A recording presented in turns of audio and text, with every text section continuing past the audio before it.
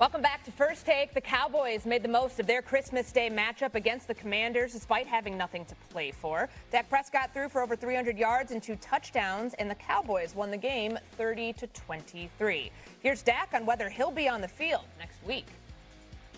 I love this game. I love any opportunity that I get to play it. And so with like that being said, I mean, yeah, if I get to go out there, I'm going to give it my best. Big difference. Big difference. A lot of pride. I think that's another reason, right? Like, I want to play. In the season, me being healthy, I've never had in all of my life career, a season under 500. So that tie is going to come in to play really well. So it's a huge difference. It's one of those things that, I mean, yeah, it's just pride. It's pride, honestly. Final game of the season is in New York against the Giants for the Cowboys, and that sounds like a quarterback who certainly wants to play in that game. Mike, should he? Yes. And you want to know why I love Dak Prescott? Just watch that. That guy loves football. And knowing Brian Schottenheimer the way I do, he's probably in the office right now watching Giant film. Like, they will go in next week trying to win that game. And you don't think he's doing that? I don't really care if he's doing But that's why Dak's the leader. That's why he's getting paid $60 million a year, and he absolutely should play. That is a tone setter. It's a culture setter. And for all the things we talk about with the Dallas isn't, with Jerry Jones making the decision, you want your best player, your quarterback, to finish out the season. And I'm so glad that RC agrees with me. Look at RC. So why don't you think he should play? First off, and excuse my language, if Dak Prescott don't go sit his ass down and stop this, Dak Prescott has had 2 season-ending injuries. Dak Prescott knows what it's like to not be able to play, to not be able to get on the field, to not be able to have an off season where you can train and get better. You watched him this year. He came into this season in the best shape of his life, and it showed on the field with what he was able to do with George Pickens and CeeDee Lamb. Dak Prescott doesn't have a thing to prove to me or anybody else at the end of this Pro Bowl season. Dak Prescott has played hard. Dak Prescott has led with the top of leaders in this league, and that's all we need to see. There's nothing to prove against the New York Giants in the last week of the season. We know you'll play hard, Dak. We know that it matters to you, Dak. We know that you want to win, Dak. And if I'm Brian Schottenheimer, I stand in front of the team and I say, guess what? Sometimes you got to save competitors from themselves. Dak Prescott ain't playing. Because if anything, I'm talking about anything. If he break a fingernail, if one of his eyelashes fall out, if his shoestring come untied, that's on the head coach. To me, that is so not what you should be doing. You should be saying, hey, this is a great competitor, and I want to see these young players like the Donovan Ezeroskus, the Chavon Revels, and all those other guys. That's what we want the Dallas Cowboys to stand for, whether it's preseason, regular season, postseason, exhibition, international, mini camps. I don't care. I want competitors. Mike Tannenbaum, yes, it's a contact sport. Mike Tannenbaum, you better stop this. You better stop doing TV and put your GM hat on, because in your GM hat, you know the $60 million man should not be playing against the Giants when we ain't got nothing to play for. Here's what Dak did, and here's why it's beautiful.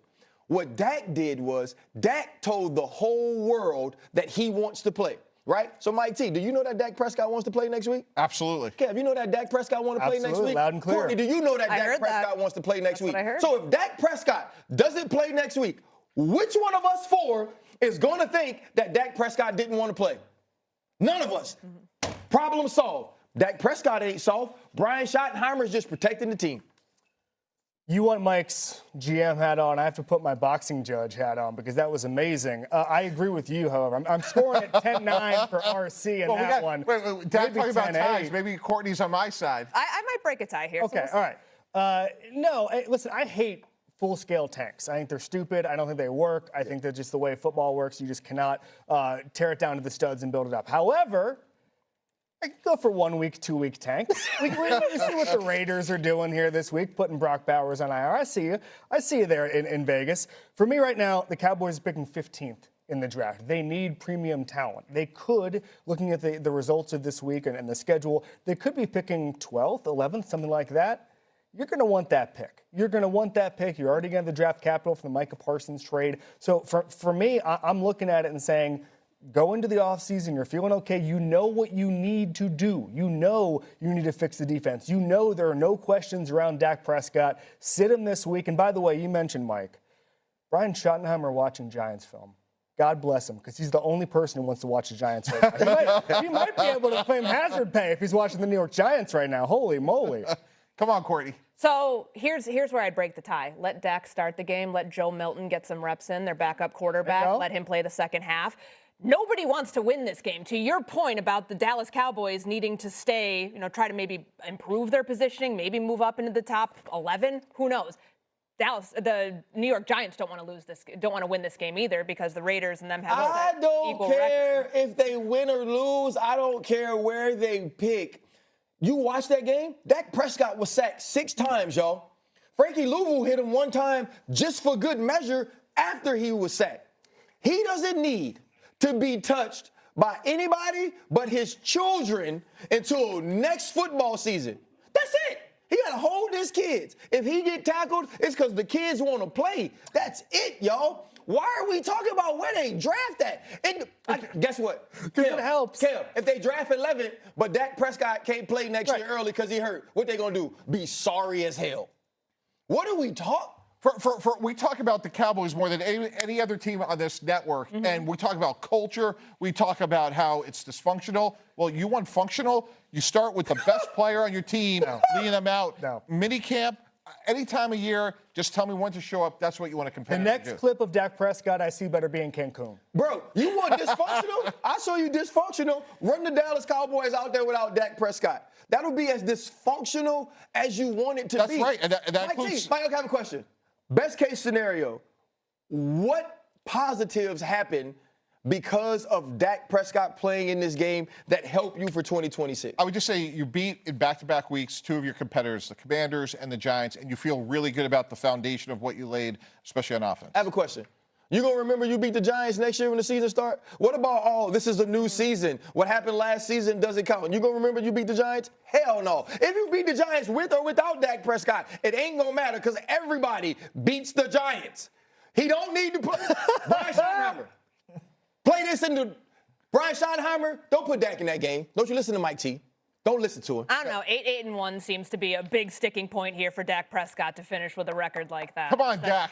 7-9-1. Practice on Tuesday. Dak, if your back don't get tight on Wednesday. Jokic put on his... Your guy. RC, my question to you is, have the Cowboys wasted Dak's prime? Dak Prescott and the Dallas Cowboys have collectively wasted Dak's prime. We can't absolve Dak of all of the Cowboys' failures. When you look at failing to spike the ball in 2022, Niners, or throwing interceptions versus the Niners, the Aaron Rodgers late drive in, I think it was 2017. There are all of these separate pieces where Dak Prescott was playing high caliber ball. So we can't just focus on 2023 when he was the runner-up to the MVP, or we can't just focus on this season when he plays absolutely out of his mind. But when you talk about this season specifically, Jerry Jones wasted this season of Dak Prescott's career. Jerry Jones knew coming into the season that if he didn't have a decision made for Micah Parsons during the offseason, he was going to set this football team back.